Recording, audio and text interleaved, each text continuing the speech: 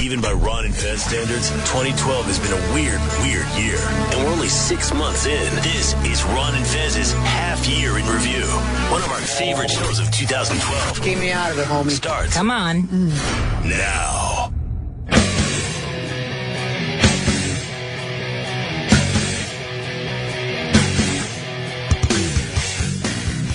I think this song's about doing crystal meth. Hey, I'm Pepper Hicks. It's Ron and Fez's half year in review. This is the good shit from 2012. Coming straight at your fucking face. So, the first segment of today's Best Of is the time at Coachella. Will be the only time, since Coachella only happened once in 2012, where they pretty much debuted a holographic Tupac. It blew all our goddamn minds. No one saw this shit coming. Well, that's coming up next on the best of Ron and Fez. Ron and Fez. Oh, buddies, it's the Ron and Fez show. What science is now describing as a Monday. That's right. They claim spring, but we're in deep, deep summer. It's August out there. It's 90 degrees plus in Central Park today. The middle of the country ravaged by tornadoes and giant hail. Oh, God.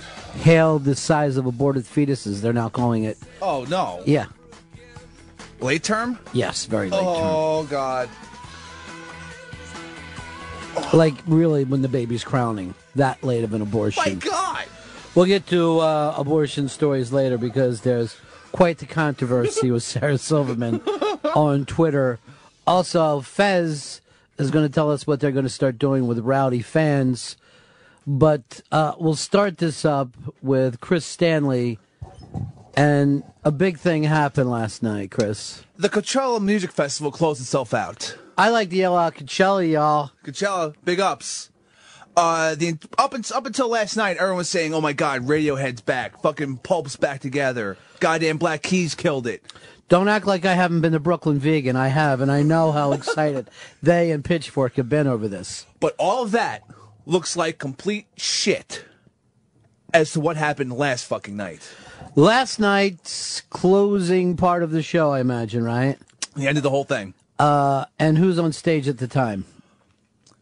A hologram of Tupac shouting out Coachella with Snoop Dogg performing a fucking duet. No, we've got this up on the iBang right now if you'd like to check it out. Fez, you haven't seen it yet? I have not seen this. No, I know you're not a big music fan, but Tupac was a big rapper in the 90s. And Tupac, I would say, is the Jim Morrison of black people, where for some reason people thought that even death was fake. Oh, yeah, because just so much fucking material's come out. I think he's put more albums under Tupac have come out after he was dead than while he was alive. Because basically Suge Knight had a gun to his head, say, rap more. I'm getting the most out of this contract. Rap, motherfucker, rap. I bailed you out of fucking prison on a rape charge or whatever. So Snoop is on stage. Yeah. Dre's on stage. And I had forgotten all about Dre. There's a song saying not to. I forget, though. I'm going to burn that for you. So, and then they announce we have a special guest. Yeah. And then, fucking out of the darkness, rises Tupac. And the place is going back shit. Losing its complete shit. It's fucking Tupac rising on this fucking screen. Now, he's life-size, right? Yeah, life-size, yeah. It's how as big as he was when he was alive. Now, I need somebody to explain to me. He's walking on fucking stage. Yeah, it looks really good. How they can do this without Tupac. I could understand that we could make a hologram from somebody who was still alive, but how do you do it with Tupac? Now, this is his song, or who's singing this? This is him. This is his music. This is it. Well, how did they get him to yell out Coachella? I don't know. He's probably still alive. I mean, come on. He's got to come out from hiding now. Ride or die.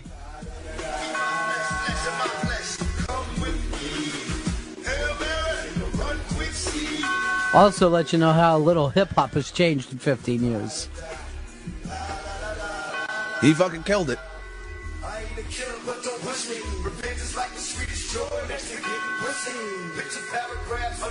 It looks like Tupac is on stage. He's fucking alive and performing at a California music festival. Now, here's the deal, though. Is this a positive and negative? Because, you know, for us, I say we're old school. We like human beings. But since there's a complete generation of people who don't give a fuck and would willing to watch a DJ play and pay tickets to see a DJ, and not even a DJ with anything other than a laptop. Yeah, I mean, they don't even want to see the guy spin. No. You know what I mean? It's not even that Grandmaster Flash shit anymore. Just the fucking iMac. They basically say something that you programmed at home. We'd like you to see you press play and stand next to it. And just like hunch over the laptop and just fucking bob your head. And every once in a while yell, yeah, yeah.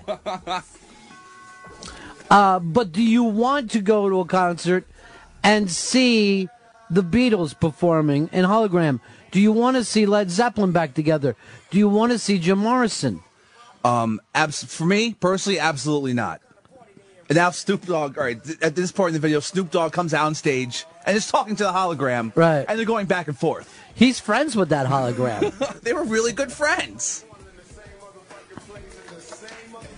And they do their song to America's Most Wanted. So now it's a duet. Yeah, it's some wild ass shit. But I personally don't like it because it feels like they just took the fucking track he cut years ago and lip synced it to this fucking goddamn hologram. So it's just like playing the track on a fucking CD player, except you have some more visual fucking entertainment. I found it a little creepy.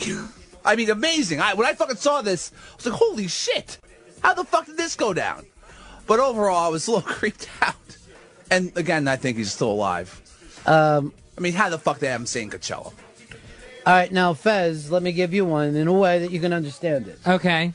Do you want to see Bruno Sammartino wrestling Johnny Unitas at the next WrestleMania?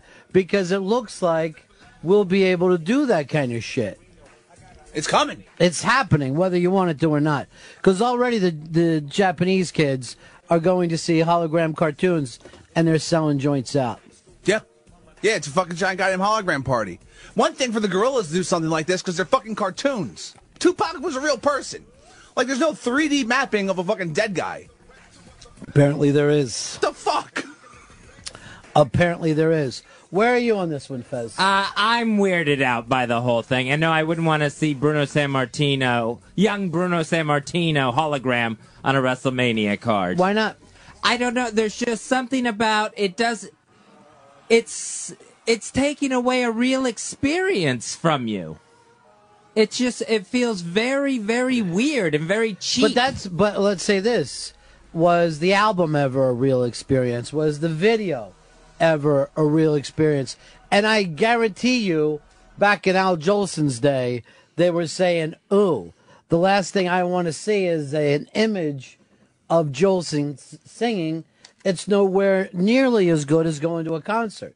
So you're not going to get to see Tupac or Bruno Sammartino. How is this any different than going seeing Titanic the movie? 866-RUN-0-FEZ. 866-RUN-0-FEZ. I'm looking over on the iBang. People are saying even Daddy's still in good shape.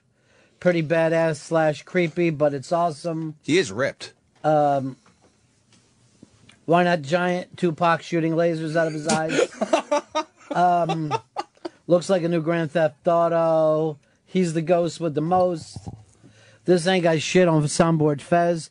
That is true. We were able to use Soundboard Fez for a full week before people caught on. And the only reason why they caught on, Fez? You were talking too much. We just fucked up. Should put less things on that soundboard, I guess. Yeah. Where the fuck is Scooby-Doo when you need him? I don't know. I don't think it's so crazy in terms of, the kids. I don't think the kids are going to have this big of a problem with it. Well, people at Coachella were losing their shit when this thing fucking went down. You know, if you were there, you'd been going fucking crazy. Yeah, too. I would have. Yeah, all fucked up. Because I'll tell you this, even though you guys hate it, you got to admit, they did it perfectly. Oh, yeah, no. The way they brought him out, the way Snoop showed up, the fact that he's not floating above the stage. No, he's right fucking there. And at the end, he just, like, shatters like a fucking piece of glass. It's actually pretty cool. And I would have fucking lost it had I been there. I'm like, No. what the fuck? He just disappeared, man. Hicks doesn't want to see this. Aunt Cranky worries that it's taken away from a real... What did you say, Fez? From a real situation? From a real experience. Yeah. And, and I don't play video games. Maybe that's part of it. I mean, I'd rather watch a real football game than a hologram football game. Or, Bruno Sammartino. I'd rather I got all that stuff, but here's the thing. Some of these people you don't have anymore. You don't have Tupac anymore. In the same way, I just watched a documentary on Bob Marley. I thought it was fantastic. But we're not sitting here screaming, hey, that's not Bob Marley. That's flickering lights. Don't be fooled by that. So really, what is the fucking difference between watching the documentary footage of all these great people when they were younger or watching it like this? It's really just technology. Andy, you're on the Run and Fez show.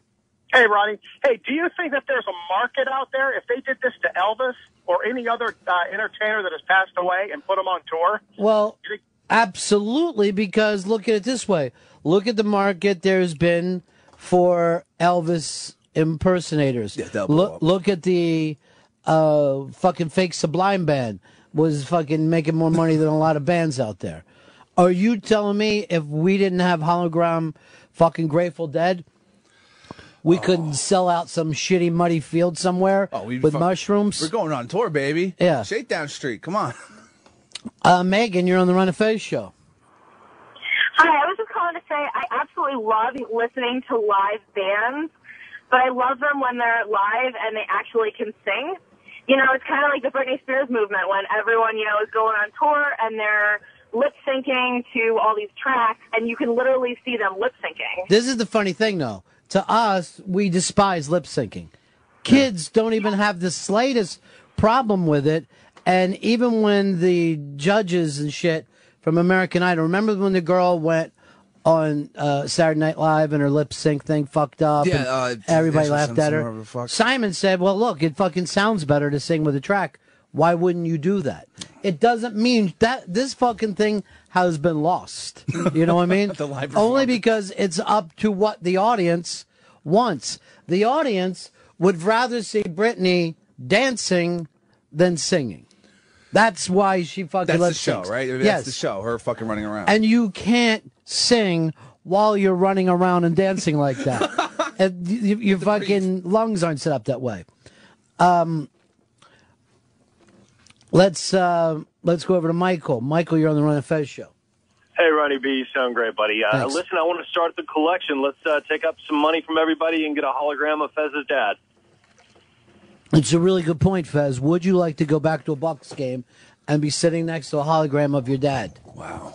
No, Or have a hologram of your dad at your house on Thanksgiving. He's just sitting there and like he's eating hologram turkey when everyone else is eating turkey. Freaky. I bet we'll get around to that. I bet we will. Nick, you're on the Run and Fez show. Hey, Ron. If I had a head full of acid and I saw a hologram of Jerry Garcia come out with Phil Lesh and Bob Weir, I'd seriously have a fucking heart attack. I will tell you Heart this. attack and die. Now, I'll tell you this. I was fucking tripping once at a Zappa show. Nice. And saw notes coming off the fucking guitar. Saw the notes just springing Floating off. and shit? Yeah, flying off. It didn't happen, but that did not ruin the experience that I had. Sounds like it would make it better almost. It was way better. Except for me yelling out to people, I can't believe he can make the fucking notes come off the guitar like that. Fucking awesome. Let's go to a guy who's willing to get hologram pants and hang them up in his restaurant, our buddy Hard Rock Johnny. This opens up a whole new avenue for us. We can buy famous hologram pants for sure. which are a little, almost no different than smoke bands, Ronnie. I Now- mean, that was kind of like what they were. Johnny, being a Kiss fan, you don't really care if the music's real or not. Well, that's what I was going to say. Somewhere Gene Simmons is going, I like this idea. Yeah. Because there's going to be like a hologram Kiss tour from now on. That's going to be the future of it. But, you know, your point of you know, look at like Rain, which is the Beatles thing that's been running on Broadway now for well over a year, where it's like, you know, 4 guys that look like the Beatles and just do a musical based on the Beatles songs.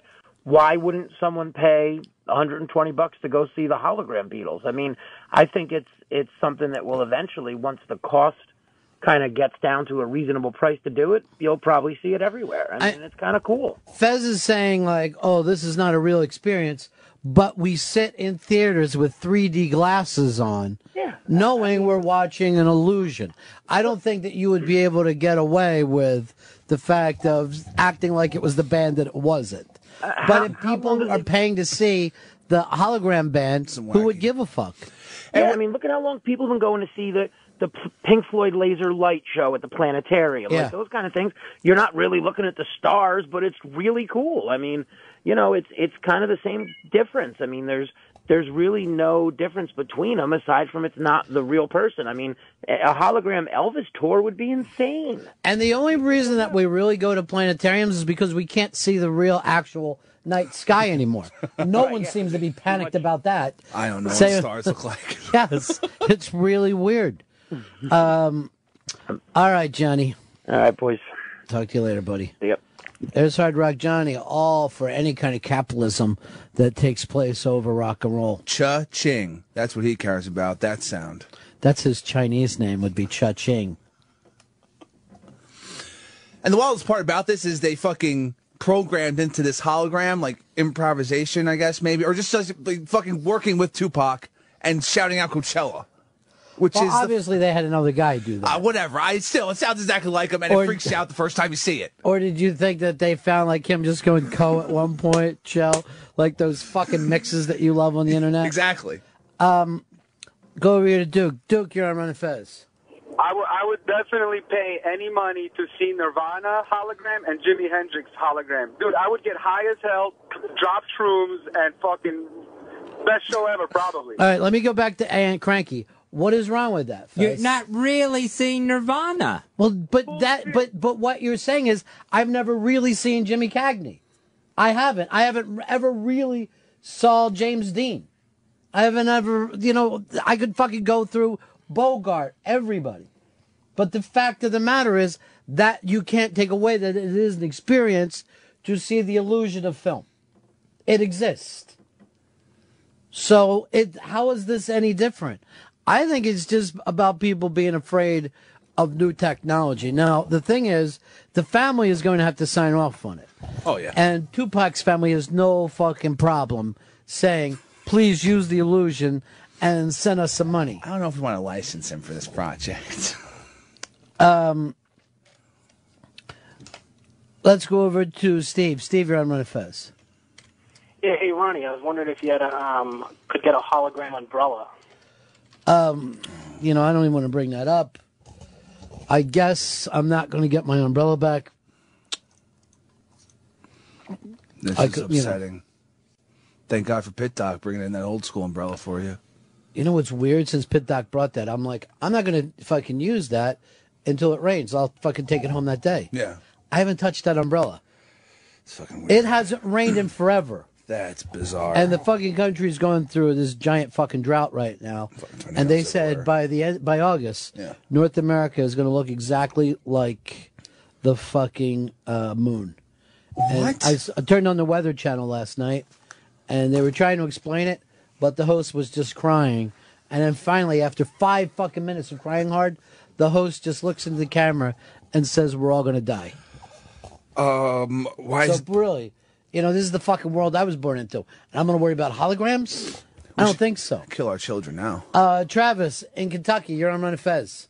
Does Fez realize we're not all 150 years old and the holograms could actually make it so we can see something that maybe not have been around in our lifetime? Because Fez sits in his apartment and waits through life doesn't mean the rest doesn't want to.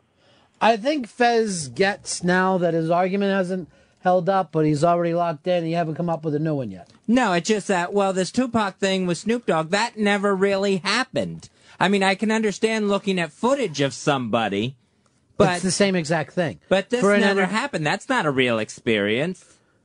Is watching a movie a real experience? Yeah. Okay, this is just the same technology as watching a fucking film. And by the way, Snoop is not a hologram. Snoop is on fucking stage. And I don't like the racism that you're doing right now. Let's go over here to Phil. Phil, you're on my fence. Hey, Ronnie B. I was going to ask you if you'd seen that movie, Vanilla Sky. They had that John Coltrane hologram in that movie. That looked pretty damn cool. You know, I would pay to see if they could somehow, not a recreation of the person, but if they could somehow take something that had been filmed like back in the day and make it into a hologram somehow. But I'm kind of with Fezzi, knowing that if it's like a recreation of the person, you know, like some kind of fucking well, you know, Pixar. Unless it gets fucking shot today, you're not going to get the full thing. But this is his song. Yeah. It's not a recreation of the song. And even if it was somebody else singing whatever, then perhaps that's a new kind of art form. I think as long as you're not lying to the audience about what they're showing up for. And in the way of this show, Hicks has said the truth. This is the only thing people are going to be talking about. Yeah, this blew up the entire fucking thing. Nothing else matters what happened. On the iBang right now, 75% love hologram rock, 25% despise it. Here's our buddy ECW Zombie. Hey, Zombie. Long time, pal. Ronnie B, what's going on? Good. Pepper, what's up? Hi. And Fezzy, baby. Hey, I think it would be good in like the way Sirius has some channels and they put old concerts of like the Doors up or Bruce Springsteen. Like if you had those in a smaller theater type of setting, like it's say in a Hammerstein, to put an old concert on in hologram format, it might be cool. But then there's the argument of Blu-ray and high def concerts. Why not just watch the concerts? It would depend on what you want out of the experience. Do you want to that tribal feeling of people gathering together and being there? You know, concerts, part of it is about seeing the performer, but the other part of it is just about being with the other people, like-minded people. Yeah. You know, Deadheads would go to it. Deadheads would go in a heartbeat because a very big part of the Grateful Dead's allure was also Deadheads. Those people wanted to be together. All right, thanks, 866 Ron Zero Fez. 866 Ron Zero Fez. Let's go over here to Dan. Dan, you're on the Ron Fez show. Yeah, Ronnie, I can't wait for hologram Warren Zevon to go on tour. Oh my God, I would actually go with that. I'm a hypocrite. That quickly it stops. That quickly it turns around. I didn't think. They'll be rocking in the projects. Yes. Singing hologram. Freddie, get it ready. Rock steady. Fuck. When he would open with that, it was like, you're fucking set, dude. You're fucking set. Cocksucker. Instead, I just watch YouTube videos of him on Letterman. On the live shows, too. And that weird music video he made for Werewolves of London. Which was really early on for a music video. Eric, you're on the Ron and Fez show. Hey, how much money are you going to get get your picture taken with a hologram after the concert?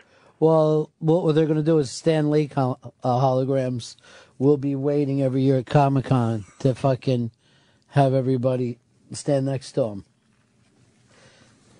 Hi, Spider Pal. Hey, Stan Lee, how's it going?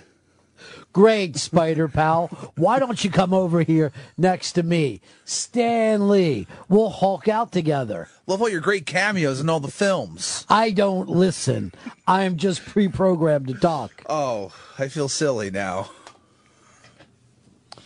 Rich on the Ron and Fez show. Hey, Ronnie, you know which industry always follows technology? The good porno industry is can't be far behind on this. So how long is it going to be before we have Marilyn Monroe and John Holmes hooking up? Well, first of all, I guess what the porn industry is waiting to do is to have that experience that you are in the porn. That's what they want. Then it's fucking on. Then it's like fucking goddamn the future. And then you won't see anyone on the streets again. It'll look like America's been emptied out. It's the apocalypse. Oh, wait, no. People are fucking holograms in their house. James, you're on the Run of Fez show. Hey, guys, how you doing today? Good. Fezzy, you roll. Hey, somebody's got to bring up Pink Floyd, hologram Pink Floyd. I would fucking rule. Drop some acid and fucking go and kick back. It's an experience anyway. Sit back. I think that we've picked up that the acid heads are completely in favor of this. Drugs will be a part of this experience. But when you saw Pink Floyd, you used to just look at the movie screen behind them. Yeah. And it wasn't a video screen, you know what I mean? It was just a light show? Yeah, I mean, it was just, no, it was movies, giant movies, fucking lights and everything all brought in together. And every once in a while, you'd look down at the band. You're like, oh, yeah, that's right. There's a band in front of this. Radio Shark would like to say something to us. So, Pink Floyd, hologram. Who knows what he looks like? This is not Radio Shark. Oh, damn. Now, this is driving me crazy. People are getting in as the Radio Shark that aren't him. This is fucking blowing my mind. Was that a hologram Radio Shark? Up on the iBang right now, the Tupac is the future of music, it looks like. 75% of the people dig it. 75% of the people are going, yeah, I would want to see this. You blow everyone's fucking mind. Eric, you're on the Run of Fez show. Yeah, there's a Japanese pop star called Hatsune Miku, and she's a completely holographic image. Even her voice is computer generated. She doesn't even exist, but she has this huge following or whatever. And yeah, you can check out her videos on YouTube. Yeah, I've seen it, and people actually buy concerts to these fucking hologram shows. Yeah, and by say people, I mean Japanese kids. Yeah, exactly, Japanese people. Which are they really people? Do they, you know? I think they would be best called followers. They're organics. Yeah. They're made of matter. But if you do have a band, you want to get big in Japan because those motherfuckers will show up. Oh, and they'll never stop fucking coming. Yeah. Cheap Trick is like constantly looking at their tour dates, going, when are we playing Japan again? Sell this fucker out. Remember when we got to Japan, we headline. Brian, you're on the Run of Fez show. I just think it'd be cool if you could use it for, like, going up against old pitchers in the past. You know what I mean? Bob Gibson or something would be really cool, you know? You ain't going to get a fucking hit off Bob Gibson, dude. I am. It isn't. At most, try to bunt. Come on, just get something on the ball. That's a really good point, though. Wouldn't you like to have that fucking opportunity? That's always been a big part of some science fiction, just holograms, just maybe. What if you could play Punch-Out against Mike Tyson? Oh, fuck. You'll get knocked the fuck out. Well, who was the first guy? Oh, Something Joe? Yeah, it's fucking Toothless Joe or some shit. You're going to beat. It's left, right, hook, and he's down. Yeah, then you're good. Just fucking get their parents down. Which we're going to find out the name of the first guy in Tyson's Punch-Out that you could punch the fuck out. All right, you're Little Mac. I didn't even know that. Yeah, your name is Little Mac. Well, who was the first? Glass Joe. There you go. With a name like Glass Joe. Why'd you and as become a... thin as he is, he ought to get out of the fight game. Why did you even, in the first place, become a fucking boxer? Jesus. Bill, you're on Fez. A big ass 29,875, my buddy. Hey, buddy. Hey, Ronnie B, how about hologram presidents, man? I'd fucking vote for Truman in a heartbeat with these clowns. How come you guys are playing the fucking hologram Pittsburgh Penguins this week? I fucking love it. Blast y'all scumbags.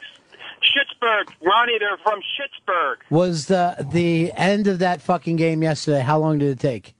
It took about 2 hours, I think. And I The last 4 minutes. Minute of Fight after fight Holy after shit. fight after fight. Going at it. Hockey is the funniest sport because 15, 20 minutes into this, you saw the refs back off and let two guys go at it. Brawl. And you're like, there is not another sport that would you know say, the best thing is, Ron, yeah. what a good guys. It ain't us starting it. It's all Crosby. It is. It was a fucking amazing to see a sport go that far, and to go out of their way. It's the only sport that doesn't feel like we need to protect our stars. Oh no, everyone just go at it, please. They just let it happen. All right, thanks, Bill. 866 Ron Zero Fez. 866 Ron Zero Fez. Let's go over to Mike. Mike, you're on the Ron Fez show. Hey, Ron Fez, Pep. I think it'd be great. I mean, because you guys should get concerts starting on time, like a Guns N' Roses concert could actually start on time. I would rather just do this, though. Have really Guns N' Roses play in front of a hologrammed audience. And then I would be watching on pay-per-view. Well, this hologram is really popping for fucking appetite. 92 comments up there today. 92 comments on your fucking story. I saw this shit. What's the vote right now? I think it's still going. People are loving this. I was watching hockey and Coachella all weekend because I'm just like fucking surrounded right now. Beautiful days, and I'm like, I really don't feel like I can go out. There's Too much hockey and Coachella. 77% now in favor. Loving Tupac. The Opie and Anthony Show. Ron and Fez's half year in review continues.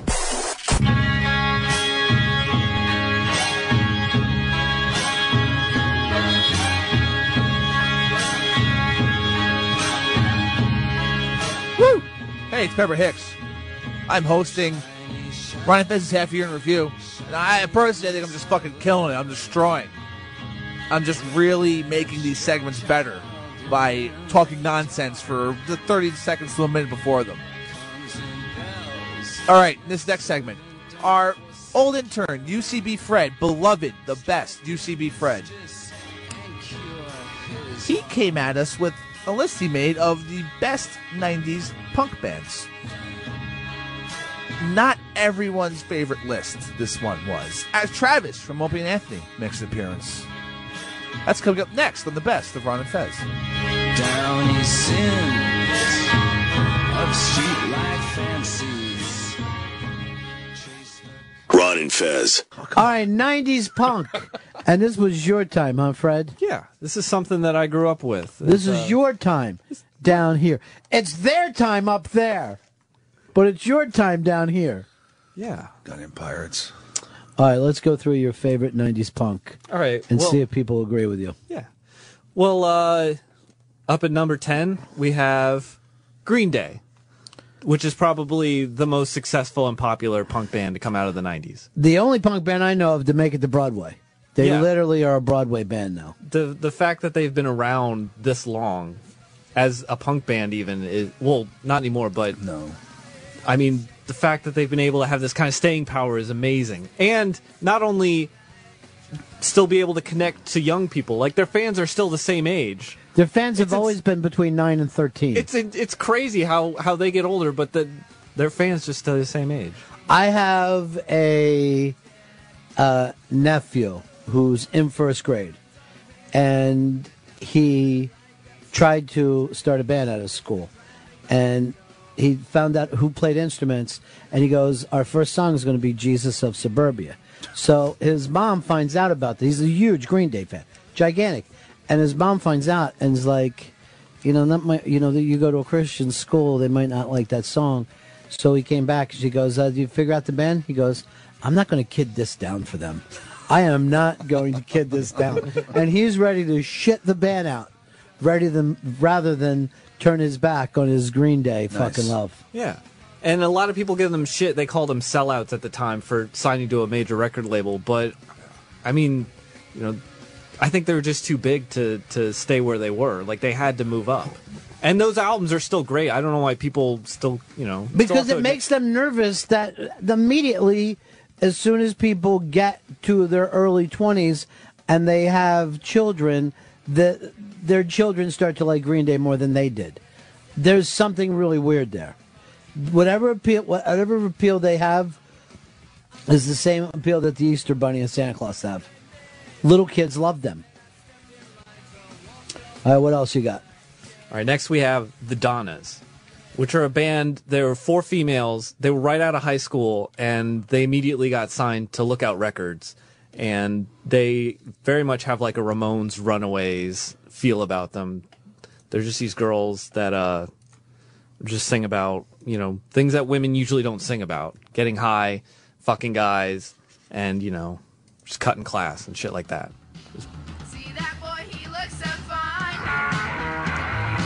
You love these guys, huh? Yeah, I think they're amazing. And I think this is their first record they put out is probably their best just because it's so raw and they are not as good as playing their instrument. There's something about that makes it even better than when they get more polished. And later on they kind of were influenced more by like 80s, bands like Kiss and their stuff is all right, but I don't think it was ever better than like the first stuff they did. Even though it's incredibly derivative of, things in the past. Sure. Now they're just talking heads on VH1 shows. That's right. Is that what they do? Yeah, now they just bring them in for like 100 greatest rock acts ever. Well, one of the things I remembered about 93 was I like to remember certain years and sit there and be filmed talking about it. I remember when I bought this product in that particular year, and it was great. I remember the first time we saw Friends. We're like, who are these people? And within a week, they were our friends. So, coming in as number 7. And I bought the Rembrandt single. It was great. The Rembrandts never got enough love. Because everyone watched Friends. It was great. And everyone knew that song. And they played it on the radio. We didn't realize how thick our TVs were in those days. But now, looking back on it, they were really, really wide. God, I hate tubes. Why couldn't Plasma was around then, too? All right, now I'm going to call you Bay Area Punk from now on because that seems to be your time. That was a lot of the music that came out of there was the Bay Area. Like, that was the scene, was, the pop punk scene. Yeah. Southern. And that is you are a pop punk. Yeah, I like the pop punk. Like, they added pop into the punk music and they brought it back to life. They added some, pop sensibilities to the music. It's the best of the 90s punk. If you agree or disagree, it's up on the iBang. Or give us a call at 866-RON-0-FEZ. 866-RON-0-FEZ. UCB Fred taking the stick again, showing some leadership abilities. What do you got next? We have Rancid. Now you got another a little band. rougher. Yeah, okay. A little grittier band. Mm-hmm. Are these in any certain order for you too, Fred? Yeah, I feel like they go from they go in ascending order to the best. Right. So this would be my eighth best band. All right, let's jump into your 7th then. All right. And then I'm going to read you some of the feedback because obviously these lists, they bring out a lot of emotion in people. It's up on the ibang.com. That's good. Don't worry, most of the times when people try to call in to complain, their phone dies. So you don't have to put up with them. But I am hoping to hear from him, of course.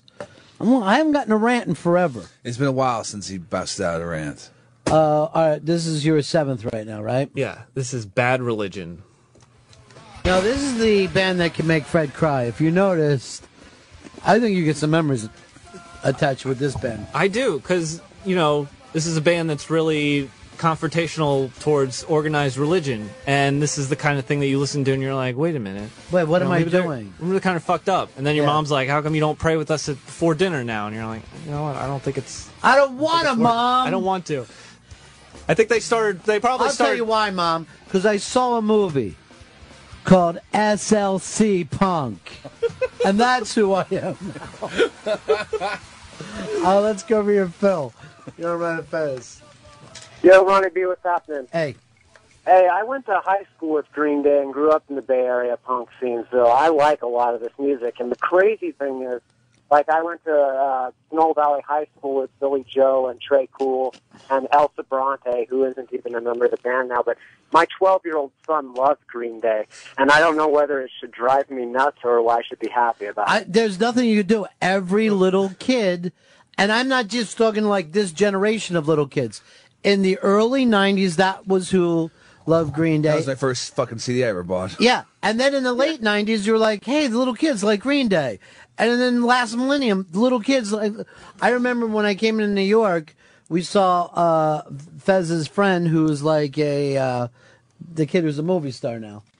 And we're all meeting in this restaurant, and he's blasting Green Day in his ears, and like, we're all like giggling about it. Like, yeah, I remember that, like how cute he's into this thing. But then I got a nephew doing it 10 years after that. It's like how they blew up with Dookie is when American Idiot came out, it like blew up all over again. And that just fucking just through the roof. They fucking But I don't know whether there's like a cartoony aspect to them. You know, like I don't know what it is. I think it's it's definitely a little, I guess, sort of simplified for. It's something that kids can understand and relate to. There's something in it that they can understand that's not too heavy-handed, I guess. You know. Well, one thing I know is that they really do still support the local punk scene in the Bay Area. So in the Bay Area, people are still crazy about it for that reason, you know. All right, well, who's your number 6 here? Number 6, we have the Queers. Well, that's just the name of the band. Sounds like a statement. Now, this song is almost the Beach Boys. They basically, took punk rock and put it to the Beach Boys. It's the Beach Boys, yeah. They do a lot of Beach Boys covers too, and that's another thing about these bands. They don't make any secret to their influences, and they will do a lot of covers. And actually, these guys, they had no aspirations of really making it really big. I mean, no. Let's face it. That's why Green Day was such a shock to everyone. Because they shouldn't have made it that big, let alone stayed that big. When they broke, they were all still fucking getting constantly high on crystal meth. They were just fucking punk rock kids from the fucking Bay Area. That's literally what they were, and they were fucked in the head.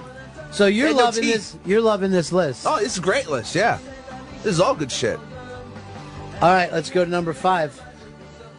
Number 5, we got Fugazi, which is a great DC band, which is where I'm from. And, by the way, everybody in DC has the story of being in the garage with these guys because my cousin's friends were down. And then fucking Bad Brains walked in. I mean, sick. You see Ian MacKaye all over the place still, and you're like, oh my God, it's him. And then you have a story to tell somebody. You're like, I saw him at the Whole Foods. It's great. I've heard from everyone I know in DC some variation of the same story. House party, pool party, backyard party.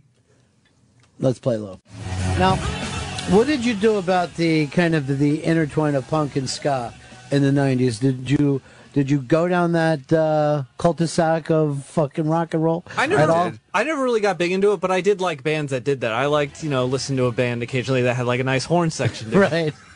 The ska thing came up, and then there was like, hey, the ska and punk kids are friends. Wait, they're fighting. Wait, they're friends. Yeah, they were kind of like, cousins. Like, they got along, and a lot of times, ska bands would open up for punk bands and vice versa. There's no reason they shouldn't get along, but... It was a fucking point where some of the kids that were in a school band then could join a fucking rock band. Oh, that's probably very true. Really worked out for kids who played trombone since they were in second grade. Finally! Let's go over here to Steve. Brings up the name on the list that most people are complaining about. Go ahead, Steve. Right. Hey, how's it going? You guys got me? Yeah. Yeah, I'm from L.A. Grew up down there in L.A. where they got Glamis and El Mirage and all these places. But punk was huge. And where you guys play No Effects. Don't Call Me White. Like, No Effects was huge. Lagwagon was huge. Let's jump into it. Where's the Fat Mike love? No Effects it was barely on the list. It got cut because I realized there were a couple bands that were better. Oh, shit. I've never heard anyone say that before. They just sold the fuck out of the couple of shows a couple months ago. Still New loved. York- Still loved. New York blew up. I had them for that on the show. list, and then I said I just felt like there was another band that was better. Let's go over here. Number 4 on your list. Go ahead. Number 4 is Bikini Kill, Kathleen Hanna. Fred's got a soft place for the girls, don't you, Fred? I do, and I have to admit, listening to like this stuff for the first time, it can be intimidating as a guy. Like because they're really like forceful and powerful. Like they really. You embrace- like that in a woman, though. You I do want to like be that. dominated. You should listen to the Breeders. Jeez. Quite seriously. You and your Breeders love.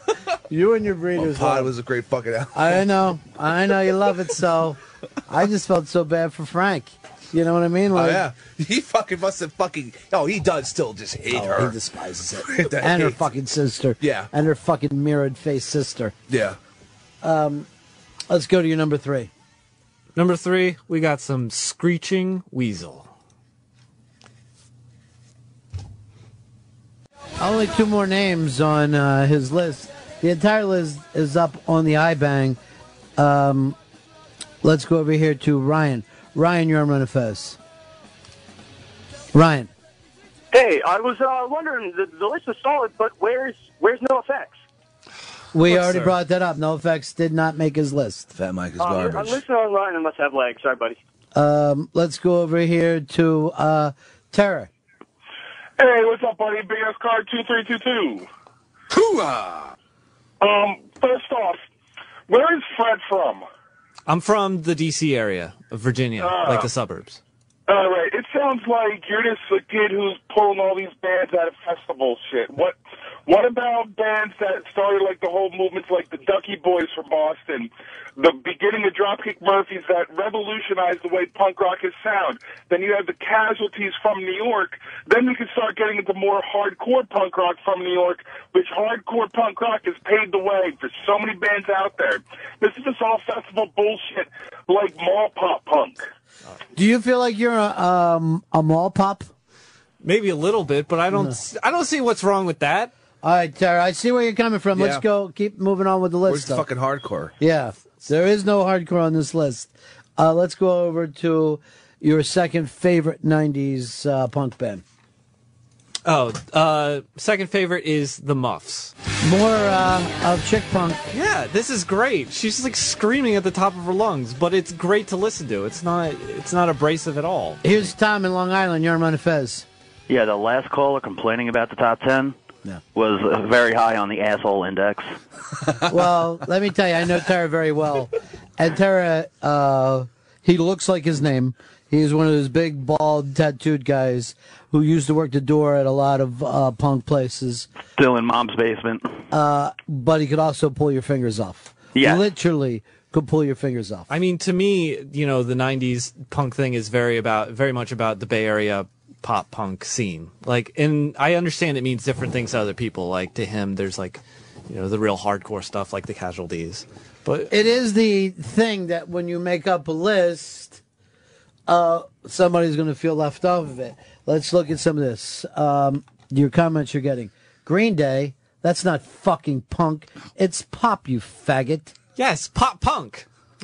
H2O. Here's Bouncing Souls, Unwritten Law, Suicide Machines, Lagwagon, No Effects, Dropkick Murphys, The Descendants. Descendants, not a 90s band, really. The Queers, I thought that was Fez and Zito's band. Hold on, you guys got a fucking band? You guys are rocking? I thought you guys were still calling yourself Simon Garfunkel. We are. I think he's trying to call us gay, which I do not appreciate. Where's the Vandals? Where's Guttermouth? Vandals didn't make the list, but they were very close to me. Guttermouth to his right.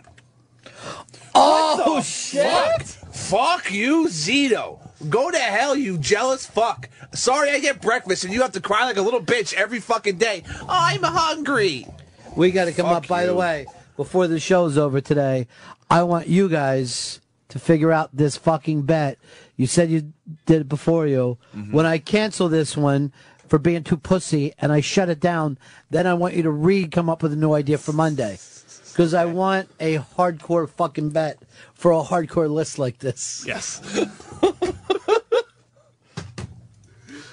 All right, number one on your list. Let's do it. Number one for me, my personal favorite of all time, is the Mr. T experience. All right. By the way, I understand you've already pissed off Travis, too. Travis is in the booth? Yes, he is. Oh. Travis, what's wrong with the list? Read your list off from 10 to 1 right now, too. All right, 10 to 1. 10, we got Green Day. Number 9, we have the Donnas. Followed by Rancid. Followed by Bad Religion. And then we have the Queers, Fugazi, Bikini Kill, Screeching Weasel, the Muffs, and finally, the Mr. T experience. Travis, you're not liking his list at all? It's not happening for you? I'm not liking about half of it. Uh-huh. He got a lot right. Whoa. Well, like, what did I get wrong then? The Mr. T experience at number 1. That's great. Seriously. Really? The best band. Really? Yes. The Muffs at number 2? The Muffs are great. I wouldn't even put the Muffs in the top 25. What? Oh, No. shit. Who's missing from the list, Travis? Bouncing Souls, Face to Face, Jawbreaker,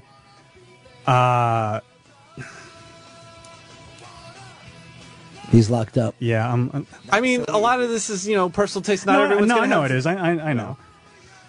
Matt wants to throw something in. Go ahead, Matt.